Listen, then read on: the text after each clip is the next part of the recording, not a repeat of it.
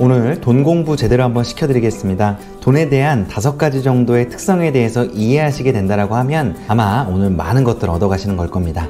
안녕하세요, 자산관리 이대표입니다. 오늘은 돈에 대한 5가지 특성에 대한 부분들을 이야기해 보려고 하고요. 그 첫 번째는 돈을 버는 최대치에 대한 부분입니다. 다시 말해서 내가 돈을 벌 수 있는 능력을 최대치로 올리는 거에 대한 이야기를 하는데요. 사실은 이제 일의 특성에 따라서 부가가치가 높은 일도 있고 부가가치가 좀 낮은 일도 있거든요. 자, 저 같은 경우에는 종합자산관리 일을 함으로써 클라이언트 분들의 많은 자금들을 관리를 해드리고 있습니다. 관리에 대한 자금 자체도 상당히 규모가 있다 보니 사실 그거에 따른 책임감 또한 있습니다. 예를 들면 증시 상황이 최근 보면 그렇게 좋은 상황이 아니죠. 증시 상황이 내리막을 걷고 있는데 이렇게 증시가 안 좋을 때는 저희가 투자한 것들 그리고 투자를 권유해 줬던 것들이 생각지 않은 결과물이 나오거나 수익 실현 시기가 조금 늦어진다라고 하면 클라이언트 분들이 고객분들이 조금은 답답함을 느끼실 수가 있으실 거예요. 물론 그 답답함은 제가 자산관리 그리고 포트폴리오 분배를 통해서 이렇게 증시가 안 좋을 때도 돈이 늘어날 수 있게 다 세팅을 해놨기 때문에 크게 염려되는 부분은 없습니다. 그럼에도 불구하고 저는 돈에 대한 관리를 하는 일을 함으로써 부가가치가 어느 정도 높다라고 이야기를 드리고 싶어요. 그런데 내가 하는 일이 만약에 부가가치가 높지 않은 일이라고 해서 실망할 필요는 없습니다. 예전 시대 보통 이제 80년대, 90년대,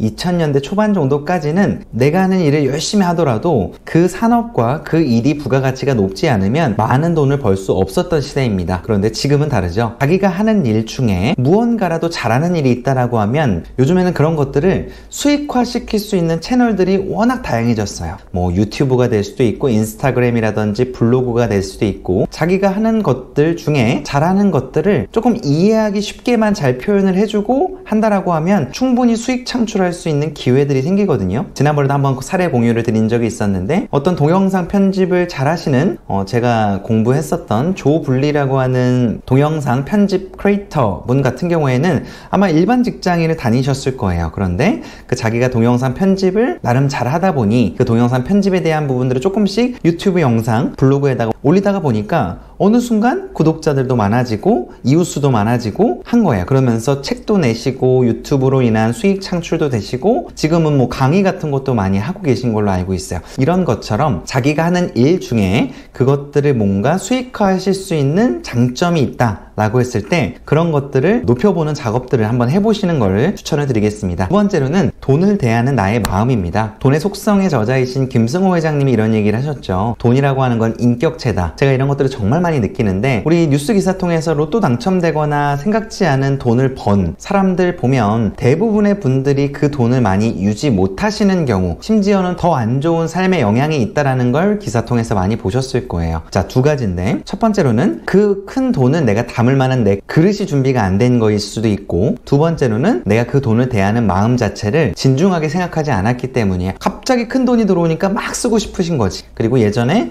코인을 통해서 정말 기하급수적으로 돈을 버신 분들도 아마 유지를 못하신 분들이 상당수 될 거라고 예상을 해보고 있습니다. 실제 기사로도 많이 봤고요. 그래서 내가 돈을 대하는 마음을 대할 때는 정말 진중하게 이 돈에 대한 부분들을 생각해 보실 필요가 있다라는 거 말씀을 드리고 싶고요. 세 번째로는 왜 돈을 모으는지에 대한 부분이 선행이 되시고 이해가 되셔야 됩니다. 목적성이라고 표현을 해볼게요. 내가 돈을 아무 의미 없이 모으는 것보다는 이 돈을 모아서 어딘가에 쓸지 그게 사실은 나를 위한 선물이 될 수도 있고 미래에 대한 투자가 될 수도 있고 내 집 장만이 될 수도 있고 다양한 게 있을 텐데 돈에 대한 목적성이 없게 되면 그 돈은 아무 방향성대로 흘러가게 됩니다. 결국에는 돈을 끌어당기는 힘 자체가 없는 거겠죠. 그래서 돈을 모으실 때는 반드시 돈을 왜 모으는지에 대한 이해가 선행이 되어야 된다는 부분 말씀을 드리고 싶고요. 네 번째로는 돈을 나누는 마음이에요. 자기 소득의 최소 1% 정도는 어떻게 보면 우리보다 조금 더 어려운 사람들을 위해서 나누는 일들을 꼭 해보셨으면 좋겠는데 저 같은 경우에는 지금 한 8년 정도 기부를 계속 이어나가고 있는데 참고로 자녀가 태어난 이후에는 그 초록우산이라고 하는 아이들을 위한 이런 기부 단체에도 추가적인 기부를 좀 하고 있습니다. 그런데 제가 예전에 그 저희 아내한테 기부를 하냐 이런 이야기를 한 적이 있었어요. 그런데 이제 기부를 아내가 안 한다고 해서 왜 안 하냐 이렇게 물어봤더니 당장 뭐 쓸 돈도 부족하고 뭐 자기가 엄청나게 여유가 있는 것도 아닌데 어떻게 기부를 하냐 왜 기부를 해야 되냐 이런 이야기를 한 적이 있어서 저는 기부를 하는 거는 정말 많은 돈이 있어야 하는 것도 아니고 단돈 1, 2만 원 혹은 10만 원 이 정도의 돈 돈을 아껴서라도 사실 남들을 위해서 그 돈을 기부하게 되면 저는 훨씬 더 많은 것들이 돌아온다고 생각하거든요. 물론 아내는 지금 또 기부를 저와 같이 초록우산이라고 하는 곳에서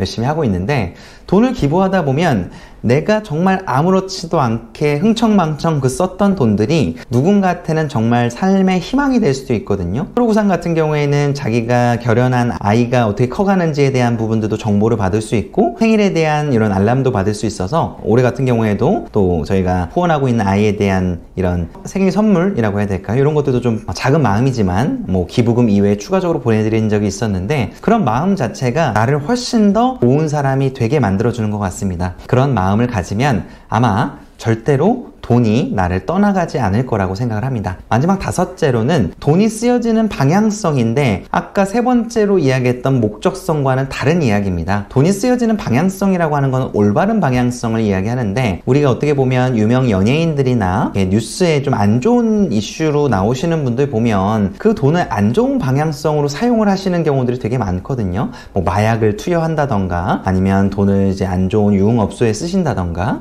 이런 방향성 자체. 그리고 저 같은 경우에 자산관리 일을 하다 보니까 정말 수많은 사기 업체들, 사기를 정말 치시는 분들 많이 봤거든요. 저도 실제 사기를 당한 적도 있었고요.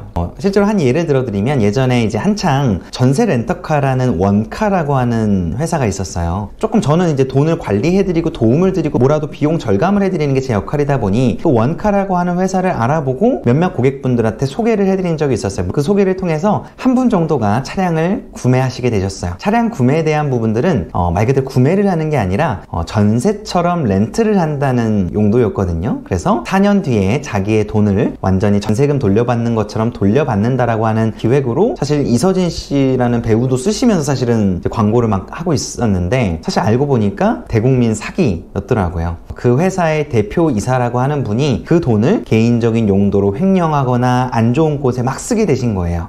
나중에 시간이 지난 후에 알게 되었는데, 결국에 그 회사의 사업 아이템이라든지 기획은 충분히 수익성이 나오면서도 고객들한테 돈을 돌려줄 수 있는 구조였다고 합니다. 그러니까 이런 것들을 저는 돈이 쓰여지는 방향성이라고 이야기를 하고 싶어요. 그래서 이런 올바른 방향성으로 내가 돈을 관리하고 쓰고 버는 부분들을 꼭 선행하셨으면 좋겠습니다. 자, 정리 한번 해보면, 내가 돈을 버는 내 능력치에 대한 최대치를 한번 만들어 보는 것. 다시 말해서 부가가치를 높은 일을 하거나 부가가치를 내가 높게 만드는 것. 두 번째로는 돈을 대하는 마음을 정말 인격체로 대하면서 정말 진중한 마음으로 돈에 대해서 생각하는 것. 세 번째로는 내가 돈을 왜 모으는지, 목적성, 이걸 위해서 미래에 투자를 할 것인지 아니면 내가 원하는 집을 살 것인지 등에 대한 부분들을 반드시 설정하기. 네 번째로는 작은 돈이어도 좋으니 돈을 나누는 마음을 갖기. 힌트는 뭐 자기 소득의 1% 정도는 충분히 어떻게 보면 하실 수 있는 돈이라고 생각해요. 월급이 200만 원이신 분은 2만 원 정도, 월급이 500만 원이신 분들은 5만 원 정도에 대한 마음을 나누는 것. 다섯 번째, 돈이 쓰여지는 방향성. 돈을 버는 것도 중요하지만 어떤 방향성으로 돈을 사용하는지가 되게 중요하고, 내가 설사 좋은 사업이 있고 하더라도 그런 부분들을 안 좋은 사기라든지 이런 쪽으로 사용하지 않고 올바른 방향성으로 사용하는 것을 꼭 권장을 드리고 싶습니다. 오늘 돈에 대한 5가지 정도에 대한 이야기를 드렸는데요. 조금이라도 도움이 되시면 좋을 것 같습니다. 제가 이런 식으로 돈과 금융, 주식 투자에 대한 부분들을 지속적으로 영상을 올려드리고 있습니다. 제 채널에 구독 버튼을 눌러주시면 제 영상들을 빠짐없이 빠르게 보실 수 있으실 거라고 생각합니다. 오늘도 제 영상 시청해주셔서 감사합니다. 고맙습니다.